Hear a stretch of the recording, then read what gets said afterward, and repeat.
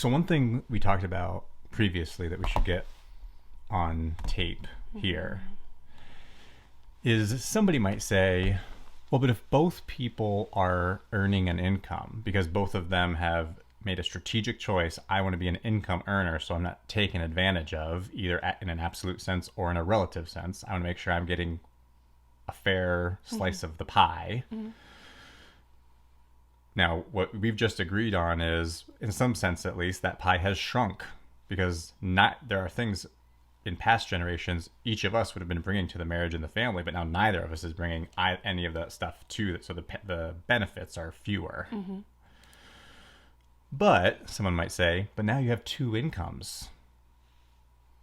Shouldn't that offset your quality of life and the benefits that you get out of marriage and family life? Because now you have more money that you can use to obtain outsourced skills.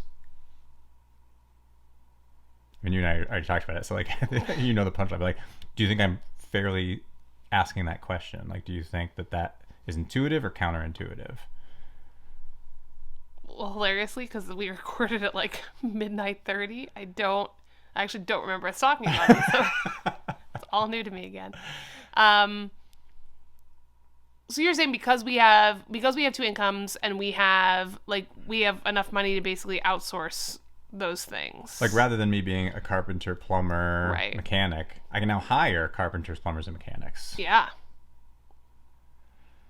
So, right. So the reason that doesn't offset it, there's one sort of first degree reason, and then I think there's a couple second and third degree reasons that aren't from their model, but I think are like pretty intuitive. Yeah. What's in their model is part of what makes marriage efficient and makes the pie grow, like there's a synergistic benefit to marriage, is that there's little or no transaction cost.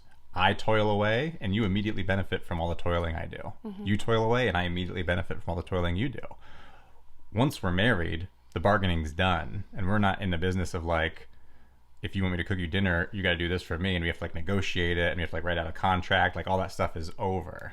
Were we doing that in the beginning? No, we were in a sense doing that before we got married. Like in this hypothetical model. Okay. You're bargaining about like, what is our marriage arrangement going to be like? Okay. And so there could be like a bid, counter bid, offer, counter offer. But like that takes time, and like there's a lot of like, I get on a date and this is not a good deal. I think I can get a better deal. I'm going to go on a date with a different person. Because again, they're like economizing like courtship. Yeah. You know. But once you're married, all that's done. All the negotiating is over. And in the model, at least, like everything is like, we both benefit as well as our children. We just automatically benefit from all the work. Right. But when you say, no, now I make money in lieu of me providing services, to doing goods and services, having skills domestically, I just make more money. Right. But now I have to go out and find people to do those things. I have to engage in a lot of transactional costs. I have to find people. I have to like seek out different bids. Right. Like I have 3 different carpenters to tell me how much they think it'll cost. It takes a lot more time, and simple jobs that every household would in prior generations, every household would have somebody who knows how to fix a leaky faucet. I can replace all the faucets in my house. So it would say a man of a couple of generations ago. I have the tools and the know-how. Any, maybe deep plumbing might be above my skill set, but certainly I can replace all the faucets. So if a faucet starts to go, I replace it. Well, now, instead of me just doing it, I've got to find a professional plumber who gets paid an hourly rate commensurate with his level of expertise. Right. And his level of expertise is way above the level of expertise that's required to fix a leaky faucet. Right. But the leaky faucets come up 3-4 times a year. Right. But you're paying a guy who could theoretically replumb your house. Right. But you're paying him for his time, not for the thing he's doing. Yeah. Because otherwise he would just go do the other thing and make more money. So the transaction,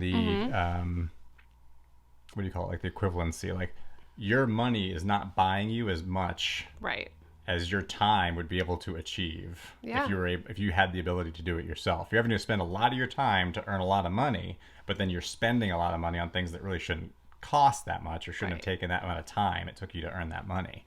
So in that way, all the efficiencies are lost from marriage. Right. Neither of us are getting as much out of this as we would if you and I had come to this with a lot of domestic skills. Yeah.